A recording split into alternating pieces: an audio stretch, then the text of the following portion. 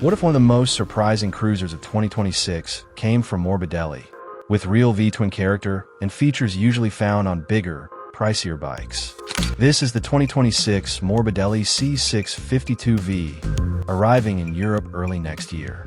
At its core is a 650 cubic centimeters liquid-cooled V-twin delivering 55 horsepower and 62 Newton meters of torque at 6,000 revolutions per minute.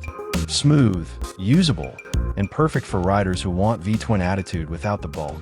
The engine is paired with a 6-speed gearbox, a slipper clutch, and importantly, a belt drive for cleaner, quieter power delivery. The bike uses a weldless aluminum frame, giving it a clean, rigid structure, combined with a long 1,645mm wheelbase and a super low 710mm seat height. It's accessible, stable, and classic cruiser in posture. Up front you get 43mm upside-down forks with 138mm of travel, while the rear uses a Prolink monoshock with 48mm of travel and adjustable preload. Braking is handled by dual 300mm discs up front, a 240mm rear disc, and dual-channel ABS for safety in all conditions.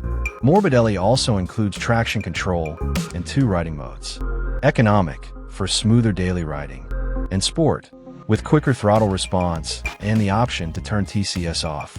Features round out the modern package: full LED lighting, a digital/analog dash, a detachable passenger seat for a bobber look, a USB Type-A port, and a generous 18.5-liter tank.